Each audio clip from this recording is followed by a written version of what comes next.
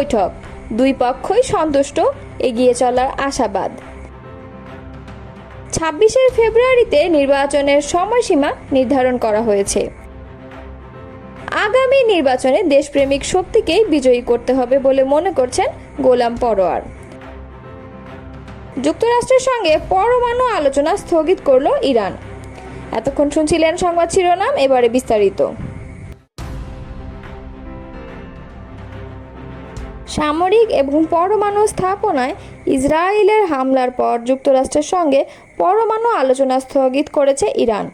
শুক্রবার রাজধানী তেহরান সহ দেশটির বিভিন্ন স্থানে ব্যাপক ইসরায়েলি হামলার প্রতিক্রিয়ায় এ সিদ্ধান্ত নেওয়া হয়েছে। ইরানের রাষ্ট্রীয় সংবাদ মাধ্যম এবং ওমান নিউজ এজেন্সির বরাত দিয়ে এ তথ্য জানিয়েছেন টাইমস অব ওমান। তেহরান বিশ্ববিদ্যালয়ের গবেষক মোহাম্মদ ইসলামি বলেছেন, ইসরায়েলের হামলায় কূটনৈতিক সমাধানের পথ পুরোপুরি ধ্বংস হয়ে গেছে, যা ইরানি কূটনীতিকদের সঙ্গে আমেরিকানদের মধ্যে চলমান ছিল। ইসলামি আরও বলেন, বর্তমানে ইরানের পক্ষ থেকে আলোচনায় ফেরার কোনো সিদ্ধান্ত নেই, কারণ ইরান মনে করে এই হামলা আমেরিকার সহায়তায় সংঘটিত হয়েছে। এদিকে ইরানে শুক্রবার ভোরে ইরানের রাজধানী তেহরানে ইসরায়েলি হামলায় এখন পর্যন্ত অন্তত 78 জন নিহত ও 329 জন আহত হয়েছে বলে জানিয়েছে ইরান। যদিও হতাহতের এই সংখ্যা এখনও আনুষ্ঠানিকভাবে নিশ্চিত করেনি ইরানের সরকার। শুক্রবার ভোরে ইরানের রাজধানী তেহরানের উত্তর পূর্ব দিকে বিমান হামলা চালায় ইসরায়েল। পরে ইরানের আরও কয়েকটি প্রদেশে হামলা চালায় ইসরায়েলি প্রতিরক্ষা বাহিনী। এই হামলার মাধ্যমে বিশেষ করে ইরানের সামরিক বাহিনীর শীর্ষ নেতৃত্ব এবং দেশটির পরমাণু স্থাপনাগুলোকে লক্ষ্যবস্তু বানানো হয়। ইসরায়েলের হামলায় এখন পর্যন্ত ইরানের বিপ্লবী গার্ডের প্রধান, সশস্ত্র বাহিনীর প্রধান এবং বেশ কয়েকজন প্রভাবশালী পরমাণু বিজ্ঞানীর প্রাণহানির খবর পাওয়া গেছে। ইসরায়েলের বিমান হামলার প্রতিক্রিয়ায় ইরানের সশস্ত্র বাহিনীর মুখপাত্র ব্রিগেডিয়ার জেনারেল আবুল ফজল শেকারচি বলেছেন, মার্কিন সহায়তায় চালানো এই হামলার জন্য ইসরায়েলকে নির্মম পরিণতি ভোগ করতে হবে। অন্তর্বর্তী সরকারের প্রধান উপদেষ্টা অধ্যাপক ডক্টর মোহাম্মদ ইউনূস ও বিএনপির ভারপ্রাপ্ত চেয়ারম্যান তারেক রহমানের মধ্যে বৈঠক হয়েছে। 1.5 ঘন্টার বৈঠক শেষে দুই পক্ষের প্রতিনিধিরা তাদের সন্তুষ্টির কথা জানিয়েছেন। শুক্রবার লন্ডনে বৈঠক পরবর্তী যৌথ সংবাদ সম্মেলনে জাতীয় নিরাপত্তা উপদেষ্টা খলিলুর রহমান ও বিএনপি স্থায়ী কমিটির সদস্য আমির খসরু মাহমুদ চৌধুরী বলেছেন, বৈঠকের আলোচনায় তারা সন্তুষ্ট হয়েছেন। লন্ডনের ডরচেস্টার হোটেলে বাংলাদেশ সময় দুপুর 2টায় ডক্টর ইউনূস ও তারেক রহমানের বৈঠক শুরু হয়। বাংলাদেশ সময় বিকাল 3:30টায় বৈঠকটি শেষ হয়। পরে ওই হোটেলেই যৌথ সংবাদ সম্মেলন হয়। সেখানে কথা বলেন খলিলুর রহমান ও আমির খসরু মাহমুদ চৌধুরী। সংবাদ সম্মেলনের শুরুতেই একটি যৌথ বিবৃতি পড়ে শোনান নিরাপত্তা উপদেষ্টা খলিলুর রহমান। বিবৃতিতে বলা হয়, বিএনপির ভারপ্রাপ্ত চেয়ারপারসন তারেক রহমান লন্ডনে সফররত প্রধান উপদেষ্টা প্রফেসর ডক্টর মোহাম্মদ ইউনূসের সঙ্গে সাক্ষাৎ করেন। অত্যন্ত সৌহার্দ্যমূলক পরিবেশে তাদের বৈঠক অনুষ্ঠিত হয়। বিবৃতিতে বলা হয়, তারেক রহমান প্রধান উপদেষ্টার কাছে আগামী বছরের রমজানের আগে নির্বাচন আয়োজনের জন্য প্রস্তাব করেন। দলের চেয়ারপারসন বেগম খালেদা জিয়াও মনে করেন ওই সময় নির্বাচন অনুষ্ঠিত হলে ভালো হয়। জবাবে প্রধান উপদেষ্টা বলেন যে তিনি আগামী বছরের এপ্রিলের প্রথমার্ধের মধ্যে নির্বাচন অনুষ্ঠানের ঘোষণা দিয়েছেন।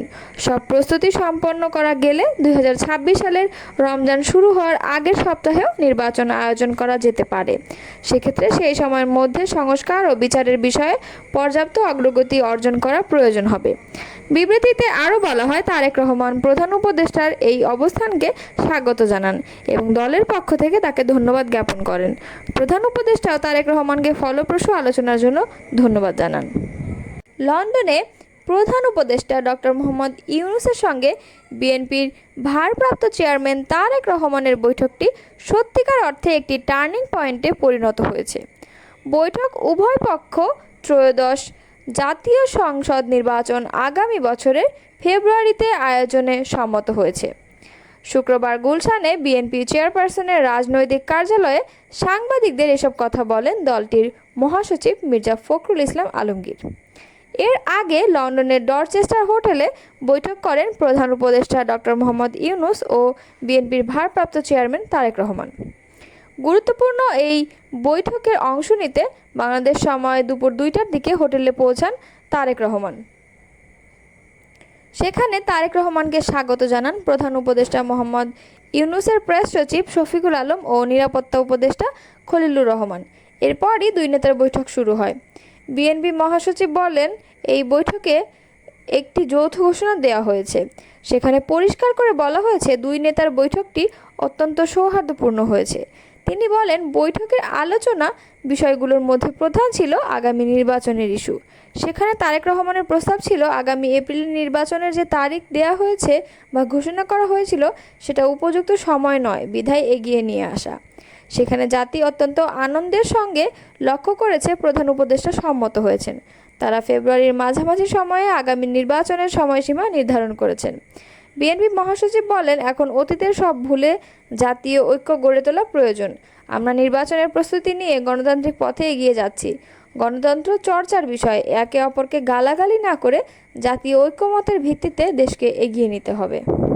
জামায়াতের সেক্রেটারি জেনারেল ও সাবেক এমপি অধ্যাপক মিয়া গোলাম পরোয়ার বলেছেন, স্বাধীনতা ও গণতন্ত্র রক্ষায় আগামী নির্বাচন দেশপ্রেমিক শক্তিকে বিজয়ী করতে হবে। বাংলাদেশ আর কোনো বিদেশি প্রভুর কথায় দেশ চালাবে না। নিজেরাই নিজেদের শক্তি নিয়ে দেশকে শাসনের সামনের দিকে এগিয়ে নিয়ে যাবে ইনশাআল্লাহ।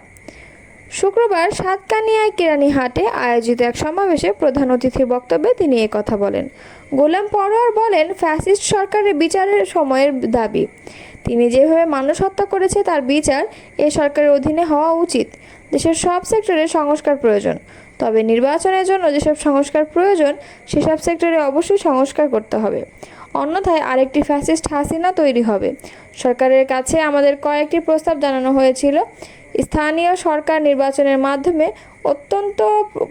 প্রত্যন্ত অঞ্চলে প্রতিনিধি নির্বাচিত করে ক্ষমতা হস্তান্তর করা দরকার। পিআর পদ্ধতিতে নির্বাচন করার দাবি জানানো হয়েছে। প্রেসিডেন্ট ও প্রধানমন্ত্রীর ক্ষমতার ভারসাম্য আনয়নের জন্য প্রস্তাবনা পেশ করা হয়েছে। তিনি আরও বলেন, বাংলাদেশে দুটি সমস্যা বিদ্যমান ছিল। এক, ফ্যাসিবাদ ও কর্তৃত্ববাদ কায়েম হয়েছিল। দুই, দিল্লির তাবেদারি করে হাসিনা দেশ চালিয়েছেন। আমাদের শীর্ষ নেতাদের হত্যা করে বিদেশি এজেন্ডা বাস্তবায়ন করেছেন।